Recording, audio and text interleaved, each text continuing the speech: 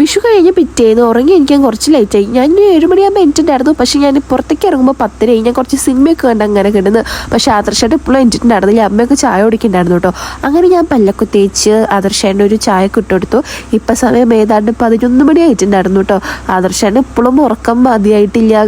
പിന്നെ വീട്ടിൽ പോവാൻ തിരിച്ചു പോകണമല്ലോ, ഒന്ന് തന്നെ പോകണം. അതുകൊണ്ട് ആദർശേൻ്റെ അങ്ങനെയൊക്കെ കുത്തിപ്പൊന്തിച്ചു കേട്ടോ. അപ്പോൾ 11 മണിയൊക്കെ കഴിഞ്ഞു. അമ്മയും ചേച്ചിയും തേജപ്പനൊക്കെ ഇവരൊക്കെ മുന്നേ ചായ കുടിച്ചു കേട്ടോ. നമ്മൾ കുറേ നേരം കേട്ടല്ലേ എണീറ്റത്. അപ്പോൾ വെള്ളയപ്പും പത്തിരിയും പൊറാട്ടയും ചപ്പാത്തിയും ഒക്കെ ഉണ്ടായിരുന്നു. തലേ ദിവസം രാത്രിയാകുമ്പോൾ നമ്മൾ വാങ്ങിച്ചതൊക്കെ കിട്ടാം. പിന്നെ അമ്മ രാവിലെ വെള്ളയപ്പം ഉണ്ടാക്കി. പിന്നെ അമ്മ മാമ്പഴ പുളിശ്ശേരി ഉണ്ടാക്കിയിട്ടുണ്ടായിരുന്നു കേട്ടോ. ഉച്ചയ്ക്ക് ഫുഡ് കഴിക്കാൻ നമ്മൾ നിൽക്കണില്ല. അതുകൊണ്ട് തന്നെ ഞാൻ കുറച്ച് കഴിച്ചു കേട്ടോ. പിന്നെ ഒരു ജ്യൂസൊക്കെ കുടിച്ചു. അത് കഴിഞ്ഞിട്ട് നമ്മൾ പോകാൻ വേണ്ടിയിട്ട് ഇറങ്ങാൻ കേട്ടോ. അപ്പോൾ ചേച്ചി നമ്മുടെ ഒപ്പം ഉണ്ട്. അപ്പോൾ പോണ വഴിക്ക് വിളയിൽ നമുക്കവിടെ ഇറക്കണം കേട്ടോ. വിനീഷേട്ടൻ രാവിലെ നേരത്തെ ഡ്യൂട്ടിക്ക് പോയതാണ്. അപ്പോൾ അമ്മ ഇത് ഓരോ സാധനങ്ങളൊക്കെ എടുത്തിട്ട് നമ്മൾ പോകാൻ കേട്ടോ. എല്ലാവരുടെ കയ്യിലും ഓരോ കവറുകളുണ്ട്. ഓരോരുത്തർക്കും ഓരോ പേഴ്സലാണ്. ഒരു കവർ എൻ്റെ, ഒരു കവർ അവൾക്ക്, കായും അതും ഇതൊക്കെ അമ്മ തന്നയക്കുന്നുണ്ട് കേട്ടോ.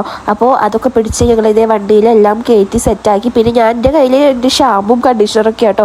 അപ്പോൾ ഞാൻ കുറേ നാളായി ഇത് ആദർശേൻ്റെ വേണ്ടി വാങ്ങിച്ചത്. ഇവിടെയായിരുന്നു കേട്ടോ ഓർഡർ വന്ന് കിടക്കുന്നുണ്ടായിരുന്നത്. അപ്പോൾ അമ്മ അതൊക്കെ എടുത്ത് കൊണ്ടുപോയിക്കോളാൻ പറഞ്ഞപ്പോൾ അതൊക്കെ എടുത്തു.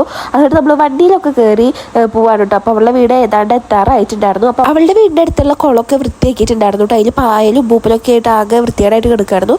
അങ്ങനെ ഇതേ അവളുടെ വീടെത്തി. പക്ഷെ ഞാൻ ഇറങ്ങിയില്ല കേട്ടോ. കാരണം നമ്മൾ ഇപ്പം തന്നെ തിരിച്ചു പോവും. ആദർശമായിട്ട് അവളുടെ ലഗേജുകളൊക്കെ ഇറക്കി വെച്ചു കൊടുത്തു. കാരണം അതിൽ തേങ്ങയും ഇതൊക്കെ ഉണ്ടായിരുന്നു. അപ്പോൾ അവൾക്ക് പൊക്കാൻ പറ്റണില്ല. അപ്പോൾ ചേട്ടൻ ഇതേ വീട്ടിലേക്ക് കൊണ്ടൊക്കെ എല്ലാം വെച്ചു കൊടുത്തു കേട്ടോ.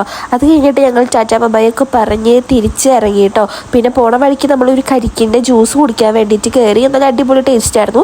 അപ്പോൾ എന്നോട് കാറിൽ നിന്ന് ഇറങ്ങണ്ട പറഞ്ഞു കേട്ടോ. ഞാൻ കാറിൽ തന്നെ ഇരുന്നു. അങ്ങനെ ജ്യൂസൊക്കെ ആദർശമായിട്ട് എനിക്ക് ഇങ്ങോട്ട് കൊടുന്നു തന്നു കേട്ടോ. അങ്ങനെ നല്ല അടിപൊളി ടേസ്റ്റ് ആയിരുന്നു. അപ്പോൾ ആദർശമായിട്ട് അവിടെ ഇരുന്നിട്ട് തന്നെ കുടിച്ചു. ഞാൻ കാറിൽ ഇരുന്നിട്ടും കുടിച്ചു കേട്ടോ. പിന്നെ നമ്മൾ നേരെ നമ്മുടെ വീട്ടിലേക്ക് വിട്ടു. അപ്പോഴാണ് ദൃശ്യേച്ചി വിളിക്കണേ, തുമ്പീനൊന്ന് എടുക്കുമോ ചോദിച്ചിട്ട്. കാരണം ചേച്ചി അവിടെ പ്രാക്ടീസിലും കൂടെയാണ്.